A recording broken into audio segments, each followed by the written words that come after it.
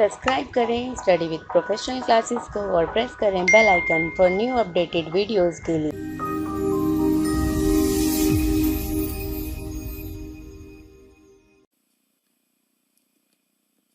Components of balance of payment. अब balance of payment के components क्या क्या है? पहला है करंट अकाउंट, दूसरा कैपिटल अकाउंट, तीसरा स्टैटिकल डिस्पेरेंसी। अब बीओपी की बात करते हैं तो बैलेंस ऑफ पेमेंट यानी एक कंट्री का रेस्ट ऑफ कंट्री के साथ जितनी भी ट्रांजैक्शन हो रही है उसको जो हम रिकॉर्ड करते हैं उस ट्रांजैक्शन को उसको हम बोलते हैं बीओपी, उस स्टेटमेंट को हम बोलते हैं बीओपी। ठीक है। अब बीओपी में हमारे कुछ कंपोनेंट्स होते हैं जो कि है current account, capital account and statical डिस्पेरेंसी।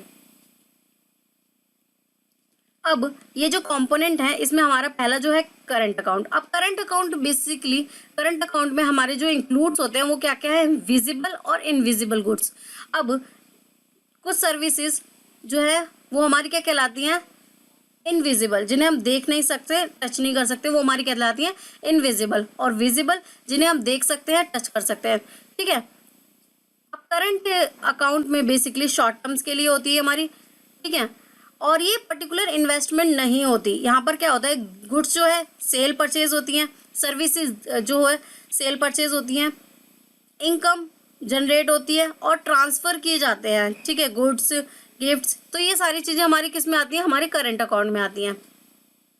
Next है कैपिटल अकाउंट। कैपिटल अकाउंट में हमारी सारी इन्वेस्टमेंट आती है जो लॉन्ग टर्म्स के लिए होती हैं।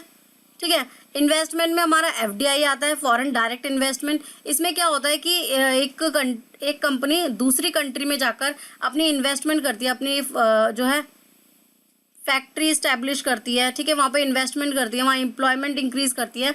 या एफआईआई। ठीक है। इसमें क्या होता है कि शेयर परचेज कर लेती है एक कंट्री में जाकर एक कंपनी। ठीक है। एक कंट्री के जो इन्वेस्टर्स हैं वो दूसरी कंट्री में जाकर क्या करते हैं? वहाँ के शेयर परचेज कर लेते हैं उस एक पर्टिकुलर कंपनी के, तो दैट इज इन्वेस्टमेंट। अब लोन के थ्रू सॉवरिन लोन्स में क्या होता है? जो कंपनीज होती हैं वो क्या करती हैं? उसको डेवलपमेंट के प्रोस्पेक्टिव से कि कंट्री की डेवलपमेंट हो सके उसके लिए लोन लेती है या लोन प्रोवाइड करती है। एक्सटर्नल कमर्शियल बोरोइंग, इसमें क्या होता है? एक कंट्री क्या करती है? उसको जो नीड्स होती है, जो उसके नीड्स को फुलफिल करने के लिए बैलेंस ऑफ पेमेंट की, इंपोर्ट और एक्सपोर्ट को इंक्रीज करने के लिए वो कुछ बोरोवर्स करती है, कुछ लोन को लेती है। बैंकिंग कैपिटल में हमारे फाइनेंशियल इंस्टीट्यूशन सारे आ जाएंगे, सर्विसेज आ जाएंगी। तो ये सब कुछ क्या होता है? हमारा बैलेंस ऑफ पेमेंट में आता है। Statical discrepancy account. अब इसमें क्या होता है कि अगर सपोज कुछ मिस्टेक्स कर दी हमने बैलेंस ऑफ पेमेंट बनाने में, तो उसमें हमारी जो ये अकाउंट क्रिएट होता है, ओमिशन हो गई या कुछ एरर हो गई, तो ये हमारे कहलाते हैं बैलेंस ऑफ पेमेंट के कंपोनेंट्स।